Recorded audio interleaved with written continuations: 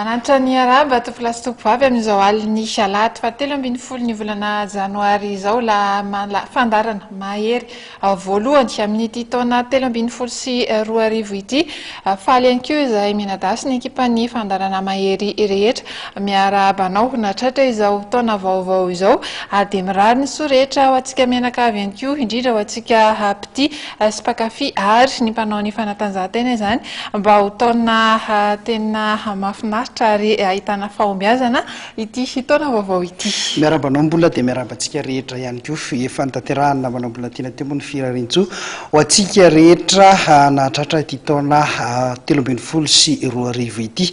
Hiavaka ny fandarantsika amin'ity hariva ity satria androany tokoa no fotoana ny fanomezana ho antsika mpakafy mpamaky ny gazety mahery tamin'ny alalan'ny lalao Ballon d'Or taona 12 sy 12 androany alina zany no tanterahana ny fisarihana atao anatin'ity etapany faharoa ny fandarana mahery amin'izao hariva izao. Mialohan'ny izay anefa dia omenantsika aloha ireo vaovao izay misy amin'izao voalohan'ny taona izao mbola somary mangingina ihany aloha raha ny lafin'ny fanatanjahantena eto amintsika nefa dia misy any vaovao vitsivitsy azo ambara. Mbola ireo vaovao tamin'ny faraparany volana desambra iny no entina aminao aloha amin'izao fanombohana izao satria izao tokoa misy ny fandarana mahery ka taranja baolina lavalava vetrandry no entintsika manokatra izany dia nanao podro ny ekipan'ny Stade Olympique de Lemirna tamin'ny taona 12 sy 12 iny sady tompon-daka ny section n'Antananarivo renivohitra no nahazo ny tompon-daka ny intersection ihany koa.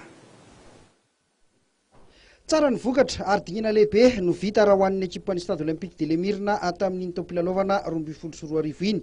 Nanao podro tokoa mantsy ny mena valahana izay voaositra ao tompon-daka ny section n'Antananarivo renivohitra rehefa nandresy ny JSTA namondrona tamin'ny isa 7-20 teo andanin'izay ihany koa dia mbola nahazo ny larina voalohany ihany izy ireo teo amin'ny intersection izay mbola nandresy ny JSTA namondrona ihany tamin'ny isa 12-20.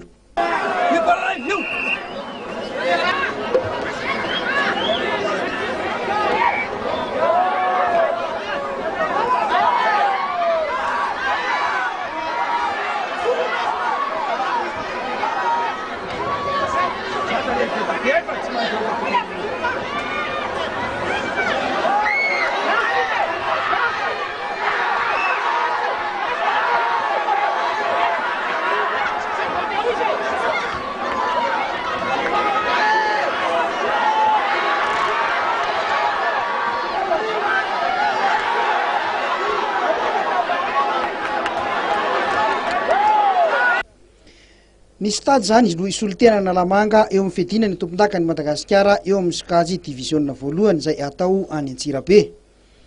Ho an'ny mpitatana an'ity ekipa ny mena valahany ity dia nambaran'izy ireo fa fahombiazana ary afa-po izy ireo tamin'ny zava-vitan'ny mpilalao tamin'ny taona 12 sy 12 iny.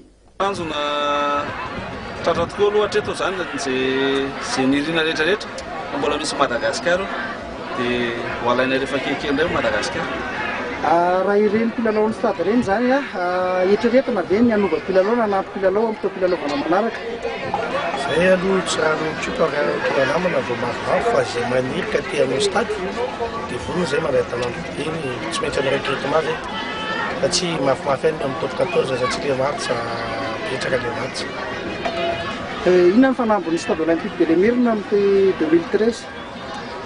Aloha zay tompotaka Madagasikara sao mbola atokavana kosa nefa hoy izy ireo ny miandry amin'ny taom-pilalaovana 17 sy 12 satria dia ao amin'ny top 14 no ilalao ny CSOE. Manoloana izay dia tsy maintsy anatevina ny mpilalao ny stade isy arak'izany ny fitadiavana mpilalao vaovao hoy ny mpanazatra mba hahafahana tsara mifaninana amin'ireo filevana goavana ao amin'ny top 14.